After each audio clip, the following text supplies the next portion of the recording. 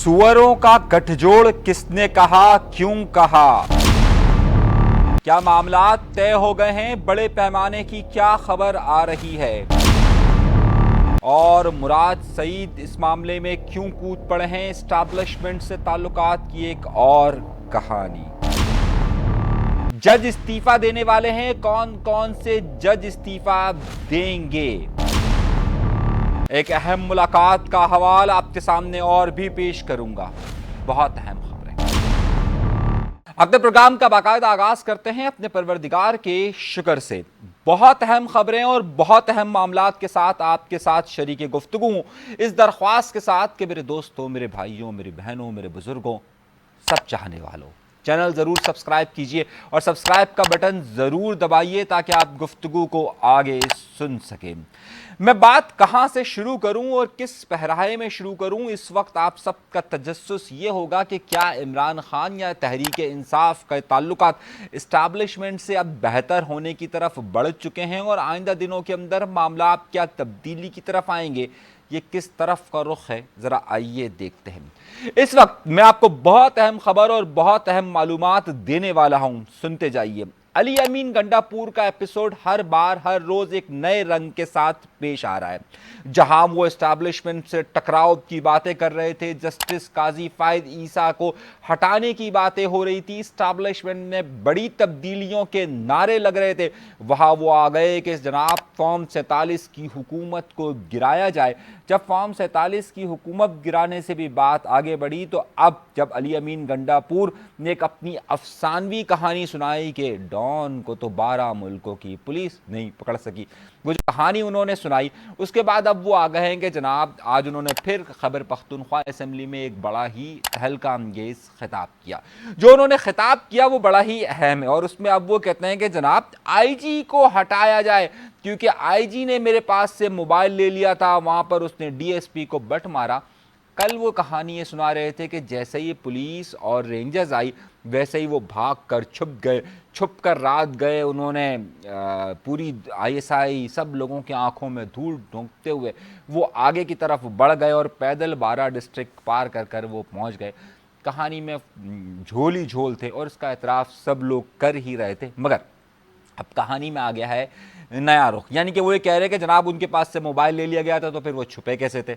अब खैर इस सारी कहानियों में हम सबको मालूम है कि इस वक्त अली अमीन गंडापुर एक कहानी पे कहानी सुनाई जा रहे हैं और कहानियों के मामलात को हटाने की कोशिश कर रहे हैं। दूसरी तरफ आज उन्होंने जो धुआंधार तकरीर की उसमें उन्होंने कहा कि जनाब हम फ़ौज के ख़िलाफ़ नहीं, इमरान खान फ़ौज के ख़िलाफ़ नहीं, और उनके लबो लहजे की तब्दीली इस बात को वाज़े बयान कर रही थी कि जनाब कुछ तो है कि जिसकी पर्दादारी है। बहुत बड़े सहाफ़ी ने यह दावा किया है और जिसकी मैं आपको बता रहा हूं, और वो ये है कि अली अमीन गंडापुर बाकायदा एस्टैब्लिशमेंट की मर्जी और मंशा से खैबर पख्तूनख्वा हाउस से गए थे और उसके बाद बाकायदा उनको हेलीकॉप्टर के ज़रिए पेशावर पहुंचाया गया था। ये जो सफ़र की सारी कहानी वो सुना रहे हैं सारी बेसूद है, मगर इन सारे मामलात में जो बात समझने की है और जो बात अहम है वो इंतहाई ज़रूरी ये है कि जनाब क्या इमरान खान के इस्टेब्लिशमेंट के साथ ताल्लुकात बेहतर हो गए और ये जो अली अमीन गंडापुर ने क्या कोई ऐसी मुलाकात की है कि जिसके बाद तमाम चीज़ें ठीक होकर कोई नया इनकलाब बर्पा हो रहा है। हमने इस हवाले से मुतादिद लोगों से राब्ता किया और राब्ता कर हमने जब इस हकीकत को जानने की कोशिश की तो हमें मालूम ये हुआ कि इस वक्त तहरीक इंसाफ की तकरीबन 99% जो आला क़यादत है वो इस्टेब्लिशमेंट के साथ बराह रास्त राब्तों में है, और अगर किसी का राब्ता नहीं है तो वो है इमरान खान।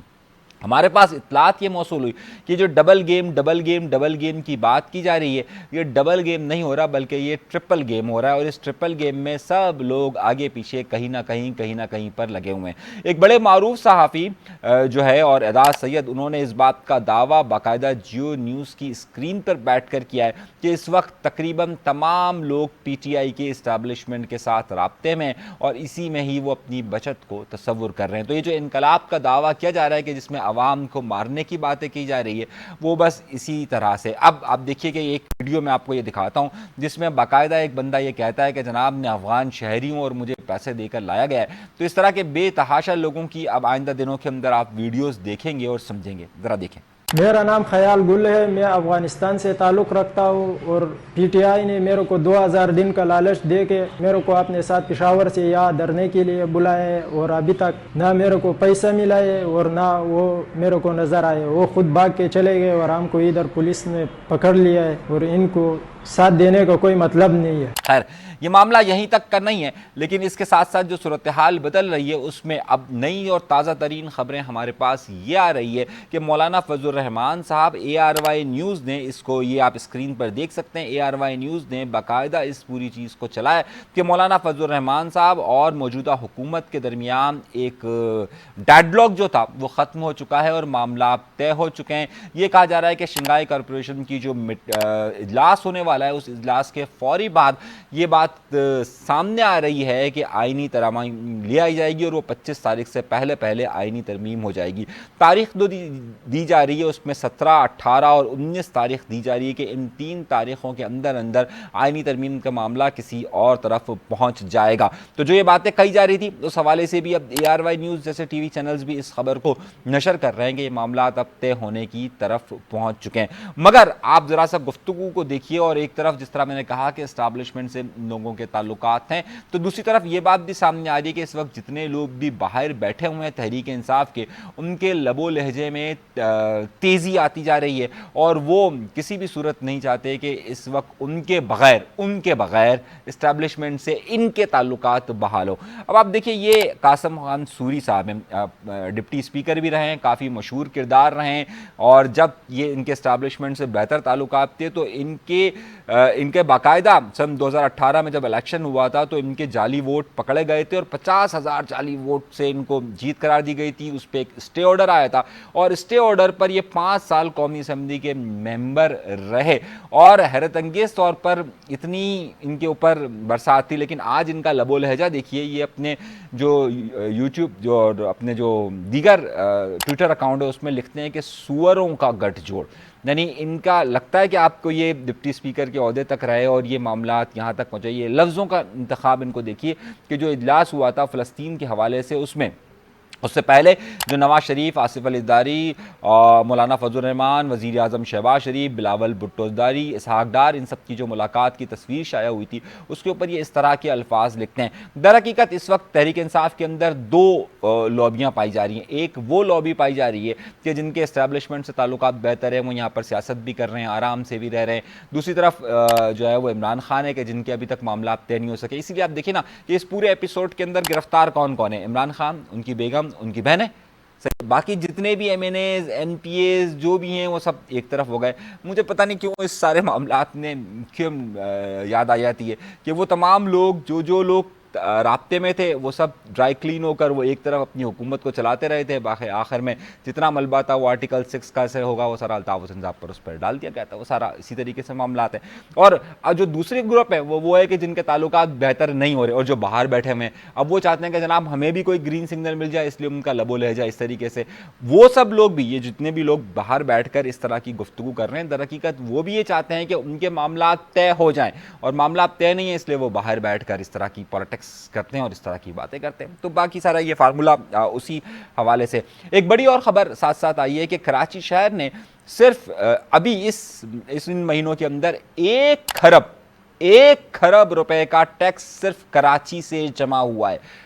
1 کھرب روپے کا ٹیکس صرف کراچی سے ان 3 ماہ کے اندر جمع ہوا ہے۔ یہ بہت بڑا فیگر ہے کہ کراچی شہر میں، لیکن ڈیولپمنٹ کے نام پر کراچی شہر میں اس وقت کچھ بھی کام نہیں ہو پا رہا ہے۔ اب یہ سوالیہ نشان ہے کہ آپ پورے پاکستان کا ٹیکس کلیکشن دیکھیے، بڑے بڑے شہروں کا کلیکشن دیکھیے، اور صرف ایک سہ یعنی 3 مہینے کے اندر جو کلیکشن جمع ہوا ہے وہ کس قدر بڑا ہے۔ لیکن اس کے باوجود کراچی شہر میں اب تک انفراسٹرکچر کی بحالی کا عمل نہیں ہو سکا ہے۔ 16 سال پاکستان پیپلز پارٹی کی حکومت آپ کے سامنے موجود ہے، اور ساری چیزیں آپ کے سامنے موجود ہے کہ کتنا ٹیکس کلیکٹ ہوتا ہے اور کتنے ویسے آتے ہیں پورے کراچی کے ڈیولپمنٹ کے لیے صرف 24 ارب روپے کا فنڈ رکھا جاتا ہے، جبکہ یہاں پر جو وزیر اعلیٰ ہاؤس ہے اس کا جو سالانہ فنڈ رکھا گیا ہے وہ 39 بلین یعنی کہ 39 ارب روپے رکھا گیا ہے پورے کراچی کے ڈیولپمنٹ کے لیے 24 ارب روپے، اور صرف ایک وزیر اعلیٰ ہاؤس جو یہاں پر موجود ہے کراچی شہر کے اندر اس کے لیے 39 بلین یعنی 39 ارب روپے کا فنڈ سامنے رکھا گیا ہے۔ یہ بہت بڑا فگر ہے اور